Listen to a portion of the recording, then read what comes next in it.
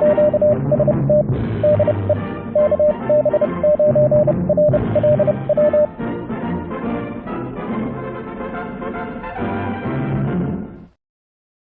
YouTubers and fellow hams.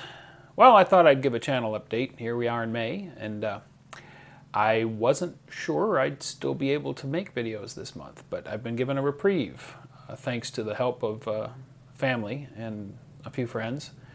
I'm able to make the house payment. It's a little late, middle of the month, but I'm able to make it, so I've got a few more weeks to hopefully land something. The search for employment continues. I've been sending out applications several a week, and have some advocacy now from a few sources that's helping, but I'm still collecting his rejection letters, but I'll keep at it. Sent a couple of apps out yesterday. We'll see what happens. So anyway, I have several weeks, I think, yet of being able to make videos, and in this house, and field days coming up, which there's going to be some chances there to do a few things, and I'll get to one of those in a moment. I just wanted to say thank you. We've just passed 2,400 subscribers, which boggles my mind if I really think about it. So I try not to. I just keep going forward and keep producing content, and hopefully it stays interesting. I made a little mistake on the last video where I was looking at that Marconi Instruments, the sync line coming into the reference oscillator. Looked to me like it was there for the processor to start and stop the oscillator, and it made sense with the word sync, but actually it's an adjustment for tweaking the frequency a few hertz by changing a voltage across that capacitor, that varactor, or not varactor, varactor diode. So anyway, oops, well, you can't get everything right, but the rest of the circuitry was really interesting to look at. So anyway, I'm going to be working on a few other things. I'm doing some more coding on the keyer. I'm going to work on that a little today. I have recently updated the software on the blog for it, made the iambic paddle action a lot better. It behaves much more precisely. It is really a complex thing. You would think you just push one paddle and it sends dashes, you push one paddle it sends dots, but there's all kinds of conditions. You know, especially with iambic operation, when you're holding the dash and you want to insert a dot, you know, there's lots of logic I had to implement to let the software intelligently decide how to handle the paddles, and I've got that behaving pretty well. So next up, I'm going to implement a couple of memories. So you could, through the terminal, through the serial input, you could, I think I'm going to use Alt-1 and Alt-2 to define memories 1 and 2, and then Control-1 and Control-2 to send memories 1 and 2. So you could quickly set up a CQ in a contest situation, or maybe a 73 line, and just Control-1 or Control-2 to fire those off. It'll be a real simple memory, but hey, it is the super simple keyer. I'm not aiming at making a super feature-loaded commercial product here. There's already a really great Arduino-based keyer out there that has so many features that you have to remove several from the source code for it to fit in the memory of an Arduino Nano. It's that big. I just wanted to write one myself as a programming experiment and further learning how to program the Arduino. I still want to build a Moxon antenna. I have an idea for a very highly directional, small half magnetic loop antenna you could clip on the top of an HT that would be so precise and directional that it would be great for fox hunting, especially with a micro fox when you're up close. I hear these guys talking about how tough that is, so I want to work on that. It's all up here, I just got to make it. So anyway, that's coming up. And as I said, field day's coming up. Our local club does a thing the night before field day called QRP night, where everybody brings out their low power gear and sets up. And they sit around and make contacts and talk to each other and show off their gear, and so that'll be fun. And for that, I've got something I'm going to explore. But first, I want to say thank you very much to everybody who's subscribed, and to you, the viewers, for being here to watch my content. I couldn't be happier about that. I really enjoy it.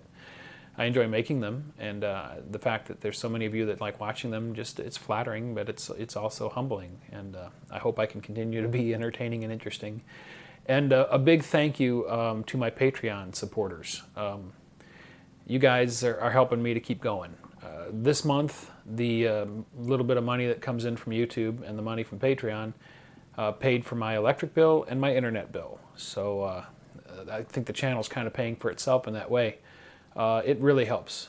It's really a small amount. If you want to donate through Patreon to support the channel, the minimum is $4 a month, and that's great. You know, that helps out. And it's about what you pay for a Big Mac at McDonald's. So you can think of it that way. For the price of one burger at McDonald's per month, you can really help me out as far as continuing with the channel. So if you might think about donating through Patreon, it's greatly appreciated, and it's just a small amount, but every little bit helps, and I can keep going forward and hopefully continue to produce content. One of the benefits of supporting me on Patreon is I've started to post new videos on my Patreon page for my supporters a day or two ahead of their public release. So if you support me on Patreon, you get to see the new videos before anybody else. Bonus! Now, let's look at something interesting. I had a package appear in the mail, completely unexpected, and it was this. And what is this? Well, Tim Ortiz, N9SAB, makes dipole antennas that he sells on eBay. Now, he's not paying me for doing this. He sent me one of them. And I'm certainly going to do him the courtesy of having a good look at it. And in fact, I think I'm going to use it on QRP night coming up here before field day next month. So I'll do a full on-air test of it then. But for today, we're just going to take a good look at it and see how well it's built. It comes in a nice little pouch, so you could toss it in a backpack and carry it. This is an off-center fed dipole for 40 up through 10 meters. And he says it needs a tuner. And it is 66 feet long. So I have to wait until field day, or I have to take it somewhere to set it up. I don't have the space or supports here at the house to set it up. That's why I'm not going to do an on-air test in this video, but I will use it for QRP night, and I'll be filming then. So tune in towards the end of June. Sometime after field day, I'll have a video from QRP night where I use this antenna.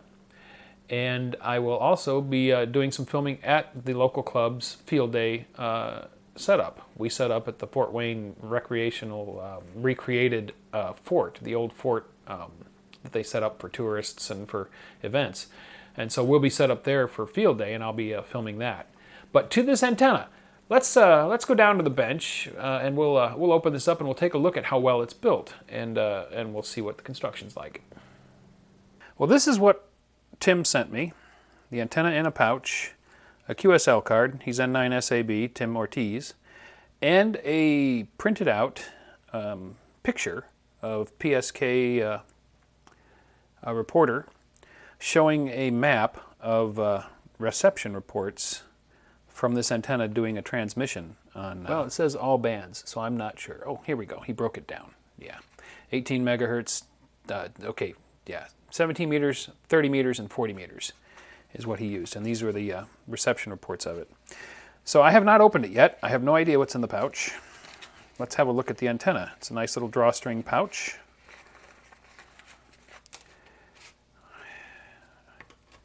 And here we go.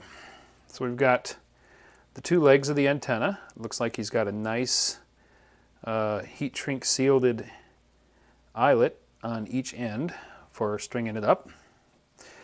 The main feed point here is BNC. He sells it in SO239 as well, and it's nicely heat shrunk and sealed up, and it feels pretty solid. It feels like he potted it in there with epoxy or silicone or something. So it's wow, it's really well built. He's got heat shrink coming out from the wire here as kind of a strain relief, so the wire doesn't get flexed as much out here at the ends. So that's good. That's going to make it kind of strong. And it's got a little rubber, looks like a piece of heavier gauge wire that's looped here for a point to hang it from. So it looks like it's built really well. It looks like it's durable and it would hold up pretty well for setting up with camping and tossing in a backpack. So kudos, Tim. Good job on the construction. This is definitely stranded wire, so it's flexible. So yeah, nicely built. He sells these on eBay. I'm not going to talk about price or the merits of pricing and commercial antennas and all. I'm just looking at the construction of it, you know, and I'm sure there's a lot of people that don't want to build an antenna, would rather just buy something and string it up, and that's great. You know me, though, I build all my antennas, so I'll leave it up to you. you know, it's built really well. I think this is a nice construction job. Now this is an off-center fed dipole. And what that means is it's fed 1/3 up the wire. The total length is 66 feet, if I remember right. One leg is 44 and the other is 22. And an off-center fed dipole has an impedance at the feed point at its resonant frequency of 200 ohms. If you take a regular dipole at the halfway point, it's 74 to 50 ohm impedance at the feed point. As you move off center of that resonant dipole, the impedance goes up. So 1/3 in, it's 200 ohms, which means that what he's got inside of here, and I can feel that there's a lump right there, that's probably where the toroids are. He has a 4-to-1 balun in there that matches the balanced antenna to the unbalanced feed line. 4-to-1, so there's going to be a couple of small toroids in there with a 4-to-1 transformer. He rates the antenna at 50 watts. Now obviously this wire antenna could handle a lot more power than that, more than 100 watts I'm sure. But the balun, which is in there, is going to be a couple of small toroids. If I take, this is what I use to wind my 100-watt balun on for my antenna, and you can see that's bigger than what he's got in here. So he's got a couple of smaller toroids in there. That is probably why the limitation for 50 watts, just guessing. So we will have this antenna up in the air on QRP night before field day, and I'll be filming that, and we'll see how it behaves and how it performs for us that evening. This is Tim Ortiz off-center fed dipole that you can purchase on eBay, N9SAB. If you search eBay for N9SAB, you'll find links to it. I'll put a link down in the description for those of you that just want to go and pick one up. Like I say, I'm not affiliated with Tim. He sent me the antenna, but he's not paying me for this. And, well, all I can talk about right now is the construction, and it certainly looks like it's built very well. Thanks for watching. If you enjoyed the video, don't forget to give it a thumbs up. Also, if you're not already a subscriber, click to subscribe. Join us on the Facebook channel for discussion about the videos. And if you'd like to help support this channel, please click to support me on my Patreon page.